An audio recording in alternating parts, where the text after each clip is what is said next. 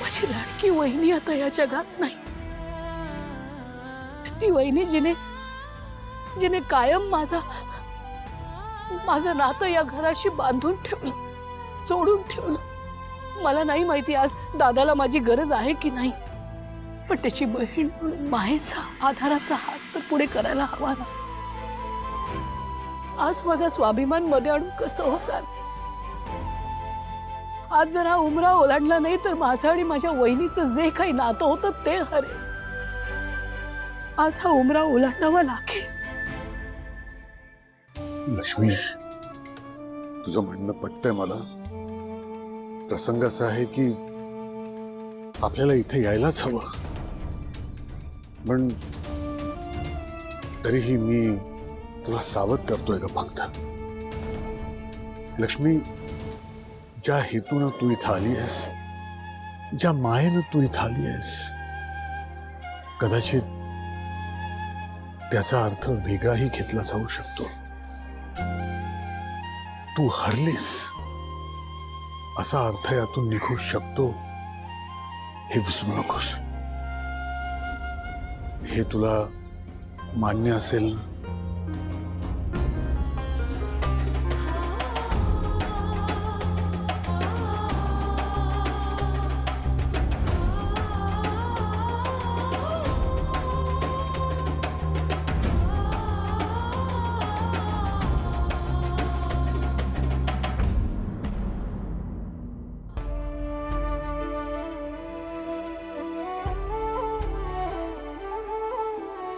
निघून गेला रंग, बिरून गेला धागा, व्याकुळ हा जीव माझा किती काळ जागा। तुटलेल्या काचेचा सपन हे याच्या डोक्यावर साधं छप्पर देखील नाही, आणि तुम्ही अशा फाटक्याशी लग्न केलं। याच्या प्रेमात पडायला तुम्हाला लाज कशी नाही वाटली? माझ्या देवा। एक दिवस आम्ही दोघं मिळून स्वतःचं हक्काचं घर बांधू आणि त्याच्या वास्तुशांतीला तुम्हा सगळ्यांना नक्की बोलू। बाबा, जोपर्यंत आम्ही स्वतःचं हक्काचं घर बांधत नाही तोपर्यंत ही लक्ष्मी तुमच्या घराचा उंबरा ओलांडणार नाही, शब्द आहे तिचा।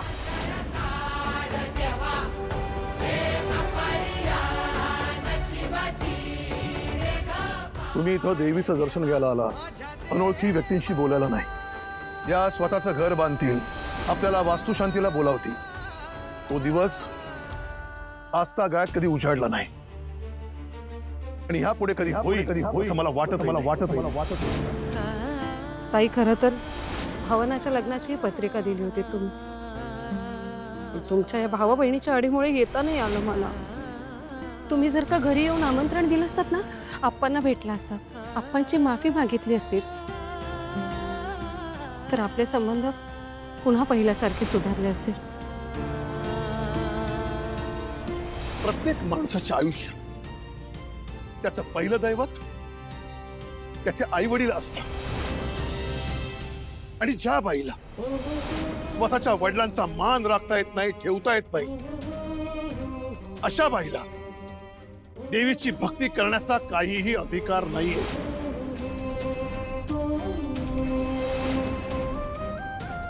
आणि हा प्रसाद घरी नाही ताई, आता नाही।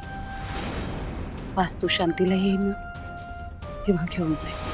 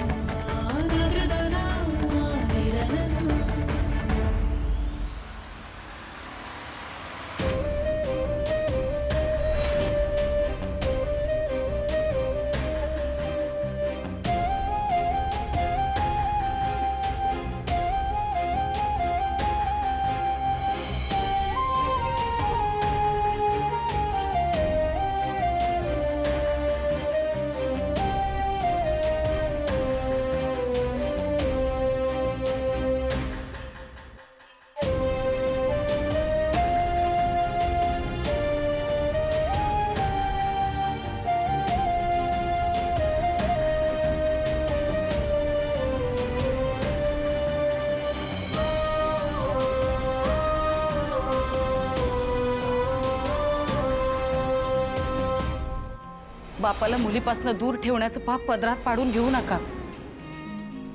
मुलानं काळजी घेणं आणि मुलीने काळजी घेणं यात फरक असतो.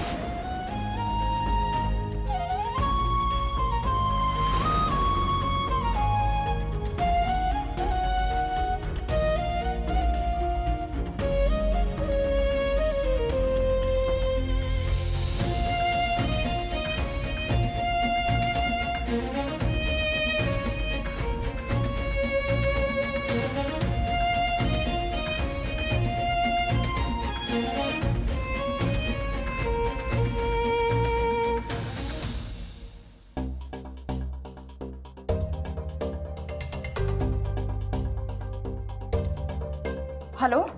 हाय भावना, मला ना तुमच्याशी एका महत्त्वाच्या विषयावरती बोलायचं होतं. तर तुम्ही याल का प्लीज मला भेटायला? श्रीकांत, मी आज एका महत्वाच्या कामात बिझी आहे. तुम्ही इकडे येता का मला भेटायला? ॲक्च्युली काय आहे ना भावना, मला जे बोलायचं आहे ते असं बाहेर किंवा घाईघाईत नाही बोलता येणार. तुम्ही फ्री झालात की या ना, आपण शांतपणे बसून बोलूया. बरं ठीक आहे, मी करते काहीतरी मॅनेज. येते मी भेटायला. थँक्यू.